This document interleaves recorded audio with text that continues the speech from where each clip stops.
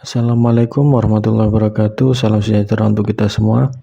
Bapak Ibu sekalian, khususnya PNS dan P3K Kabupaten Musi Banyuasin, atau dalam hal ini kami mungkin akan sering memanggilnya dengan bahasa ASN Kabupaten Musi Banyuasin ya Bapak Ibu. Pada video ini izinkan saya M. Sobari, analis pengembangan SDM pada BKP SDM Kabupaten Musi Banyuasin, menjelaskan mengenai pengisian SKP 2022 sesuai dengan Permenpan 6 tahun 2022 atau agak berbeda mungkin ini ya dengan tahun 2021, tapi tidak akan terlalu banyak. Sebelumnya kami atas nama BKP SDM Kabupaten Musi Banyuasin akan menjelaskan terlebih dahulu kenapa ada perubahan dalam penyusunan penilaian kinerja dari tahun 2021 yang kemarin kita baru saja pelajari dan diimplementasikan, kemudian berubah lagi untuk tahun 2022. Seperti yang Bapak Ibu ketahui bahwa penilaian kinerja pada tahun 2021 yang tahun kemarin kita buat itu mengacu pada Permenpan nomor 8 tahun 2021. Dari hasil evaluasi penerapan Permenpan 8 tahun 2021 tersebut, banyak feedback atau umpan balik yang menjadi pertimbangan pemerintah pusat untuk terus memperbaiki metode penilaian kinerja ASN agar bisa diukur secara lebih objektif, namun tidak kaku atau bisa mengakomodir kondisi-kondisi tertentu yang terjadi dalam pelaksanaan tugas kita sehari-hari, karena memang Permenpan 6 kemarin terlalu rigid atau terlalu kaku. Atas dasar itulah maka terbitlah Permenpan 6 tahun 2022 sebagai jawaban atas bagaimana penilaian kinerja nanti dapat dilakukan secara objektif, terukur, namun selalu bisa dipertanggungjawabkan. Jadi kami berharap Bapak Ibu ASN di Kabupaten Musi Banyuasin khususnya tidak risau dengan perubahan-perubahan ini. Semua ini untuk memenuhi asas tata kelola pemerintahan yang baik. Baiklah Bapak Ibu, untuk menjadi perhatian juga bahwa yang akan kita pelajari atau kita isi dalam video ini bukanlah tahapan penilaian kinerja secara keseluruhan, akan tetapi hanya menjelaskan pengisian dokumen yang harus dikirimkan ke BKP SDM sebagai evaluasi kinerja ASN, dan juga mungkin akan sangat berguna bagi ASN yang akan mengusulkan kenaikan pangkat di 2022. Untuk video tentang penilaian kinerja secara keseluruhan, insya Allah nanti akan kita bahas dalam video berbeda, karena tahapan dan dokumen yang harus dipenuhi cukup banyak, di mana Bapak Ibu bisa mempelajari secara mandiri dalam Permenpan 6 tahun 2022. Bapak Ibu ASN Kabupaten Musi Banyuasin, secara garis besar, penilaian kinerja pada tahun 2021 dan 2022 tidak terdapat perbedaan yang signifikan dalam penyusunan rencana kinerja, di mana dalam penyusunan kinerja masih menggunakan top down atau dari atas ke bawah. Mungkin di 2021 kita sudah mempelajari bahwa SKP itu harus dibuat dulu dari Kepala Unit Kerja Mandiri atau JPT di dinas atau di badan. Dinas atau badan yang biasa kita sebut itu tidak terbatas hanya dinas atau badan, tapi unit-unit kerja mandiri seperti kecamatan, terus rumah sakit, dan puskesmas. Langkah pertama yang perlu dilakukan adalah membuat rencana SKP PPT atau pejabat pimpinan tinggi. Ini seperti yang kita buka ini adalah contoh format SKP untuk PPT, dan nanti bentuk formatnya berbeda Bapak Ibu untuk PPT dan juga untuk fungsional. Untuk BPT itu berbeda sendiri, jadi berbeda dengan milik fungsional, terus pelaksana, kabid, kasubit. Pokoknya yang akan berbeda sendiri ini adalah SKP PPT atau juga SKP nanti direktur rumah sakit, atau juga nanti SKP sekretaris daerah, sekwan akan mengikuti format ini. Kepala puskes pun demikian. Ini adalah format SKP yang harus diisi untuk periode ini, disesuaikan dengan periode Bapak Ibu menjabat pada jabatan saat ini. Jadi misalnya Bapak Ibu berada pada jabatan saat ini dimulai dari 1 Januari sampai 31 Desember tahun 2022. Artinya Bapak Ibu pada tahun ini tidak pindah jabatan. Berbeda halnya jika Bapak Ibu misalnya berpindah jabatan tanggal 16 Juni berubah jabatan. Jadi nanti di sini di rencana kinerja yang pertama tetap dari 1 Januari sampai 31 Desember. Tapi di rencana kinerja pada jabatan yang kedua di sini isinya adalah 16 Juni. Kenapa 16 Juni?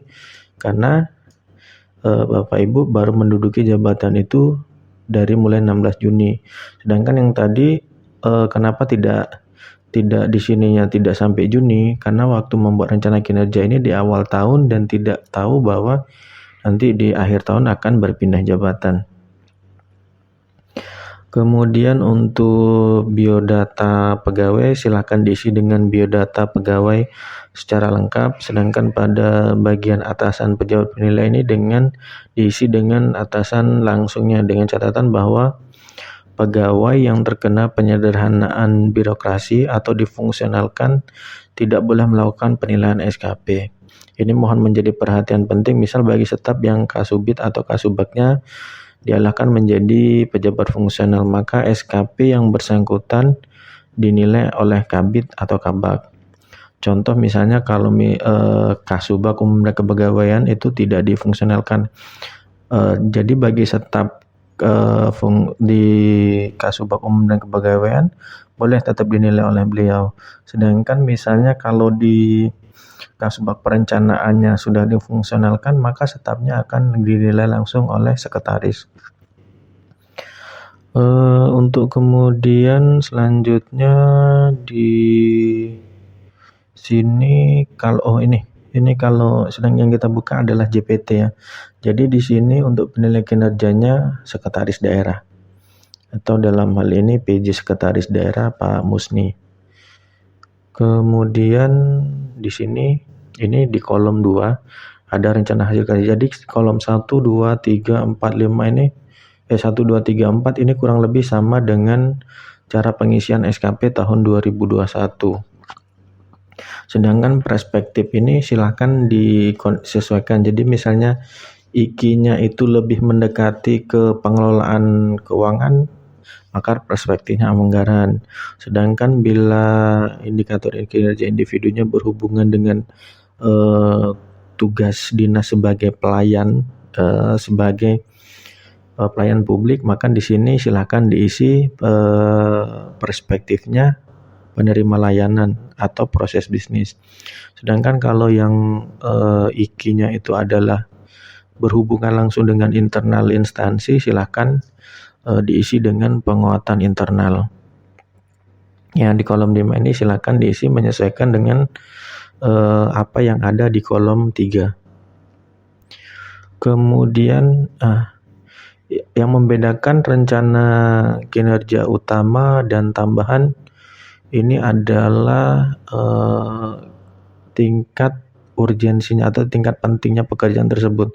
Jadi kalau kemarin jika tidak berhubungan langsung dengan tupoksi maka ditambahan. Kalau sekarang beda. Kalau sekarang walaupun tidak berhubungan dengan tupoksi tapi itu harus benar-benar dikerjakan, maka ada di rencana kinerja utama. Kemudian untuk perilaku kerja ini pada kolom ini tidak usah diubah. Ini sifatnya sudah wajib dari sana. Jadi ini yang harus dipenuhi setiap ASN atau kita yang biasa menyebutnya core value-nya berakhlak. Jadi berorientasi pelayanan, akuntabel, kompeten, harmonis, loyal, adaptif, dan kolaboratif. Sedangkan jika ada ekspektasi khusus pimpinan, dalam hal ini Sekda mengharapkan misalnya saat ini di dinas A itu ada permasalahan atau yang harus dikejar itu kerjasama dengan dinas lain, misalnya harus menjalin kerjasama dengan dinas A misalnya, atau di bagian adaptif harus mempelajari peraturan-peraturan terbaru atau mengikuti, kalau yang kemarin itu kan mungkin di BKD itu ada reformasi birokrasi. Jadi harus benar-benar memperhatikan mengenai reformasi birokrasi, boleh ditambahkan di sini. Jadi ekspektasi khusus pimpinan itu apa yang diharapkan pimpinan di luar dari core value ini, dari di luar core value utama berakhlak tadi, misalnya pimpinan mempunyai ekspektasi lain yang harus dipenuhi oleh pegawai. Sampai sini ini tanggal seperti yang kemarin, di sini nama pejabat penilai kinerja, di sini nama pegawainya. Untuk tanggalnya disesuaikan dengan tanggal rencana SKP ini dibuat. Kemudian dari setelah rencana kinerja dibuat, tahap selanjutnya adalah evaluasi kinerja pegawai. Pada tahap evaluasi kinerja pegawai ini untuk periode ini, seperti tadi, jika tidak ada perpindahan, maka 1 Januari sampai dengan 31 Desember 2022.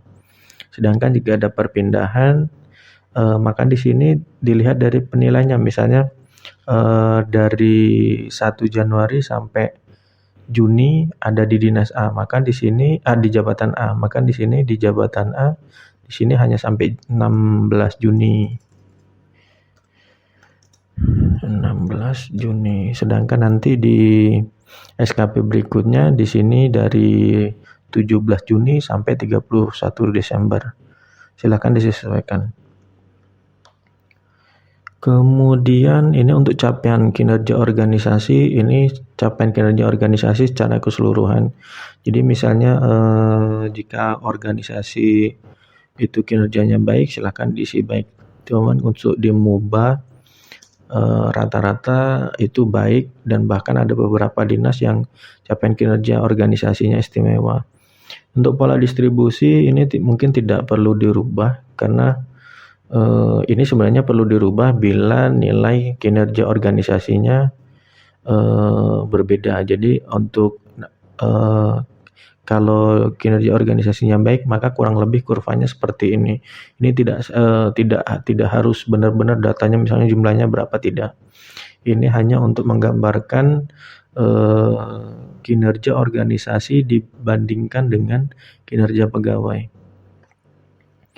Untuk kemudian di penilaian hasil kerja, ini di kolom 1, 2, 3, 4, 5, ini tinggal menyalin saja dari rencana kinerja. Sedangkan untuk realisasi bukti dukung, ini misalnya persentase penempatan ASN sesuai dengan kualifikasi pendidikan. Di sini misalnya boleh diisi, misal ya, ini kita percontohkan saja, 95% dari hasil penilaian jabatan misalnya. Hasil penilaian kompetensi jabatan atau kompetensi pegawai. Ini misal saja ya. Nah, ini kan kalau untuk 2021 maka di sini akan berumus. Jika targetnya sekian, realisasinya sekian, maka nilainya apa. Kalau di sini beda. Jadi atasan boleh tetap memberikan nilai baik, tapi dengan alasan tertentu. Misalnya di sini baik, kita isi baik, di alasannya sudah memenuhi standar penempatan pegawai.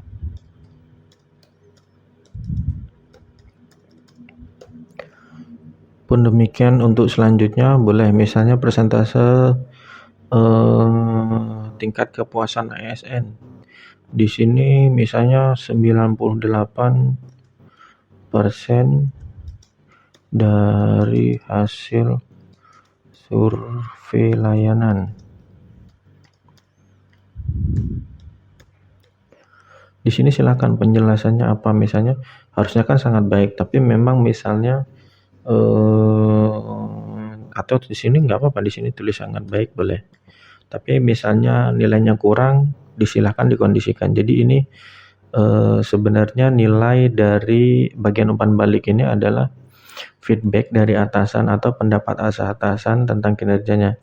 Jadi untuk 2022 SKP-nya tidak saklek Bapak Ibu ya. Jadi misalnya kalau dulu kan tidak capai target maka nilainya kurang. Kalau sekarang boleh tidak capai target tapi harus ada alasan kenapa tetap dinilai baik. Makanya nanti diisi di kolom setuju ini. Pun demikian untuk pengisian ini maaf kelewat. Untuk pengisian rating hasil kerja ini ada di atas ekspektasi, sesuai ekspektasi, di bawah ekspektasi. Ini kumulatif saja. Jadi misalnya ini ada rencana kinerja dengan 4 rencana kinerja dengan jumlah IKI ada 7. Maka jika ada salah satu yang kurang baik, maka jika yang lain baik masih boleh dinilai sesuai ekspektasi. Lihat saja dominasinya.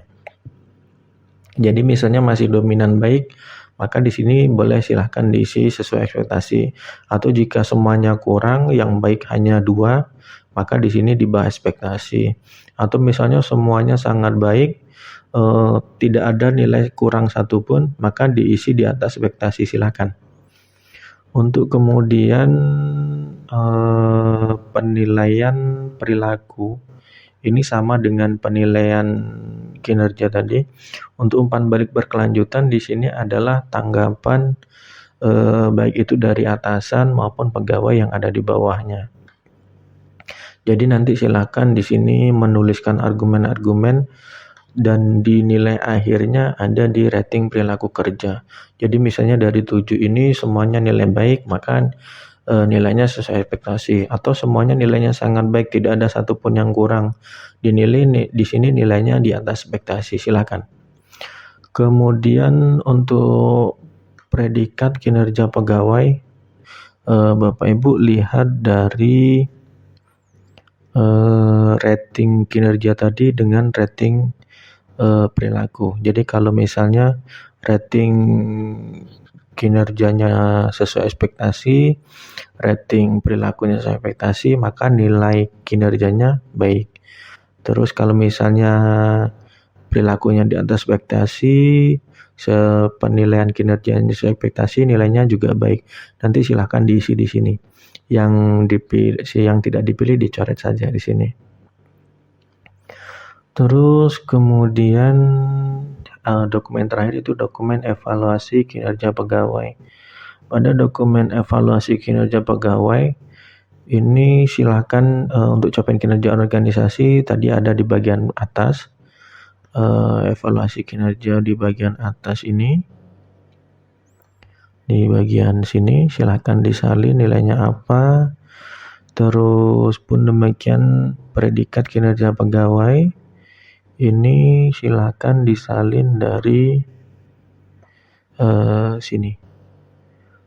Terus kemudian silakan ditandatangani oleh pejabat penilai kinerja, itu atasan langsung dan juga pegawai yang dinilai.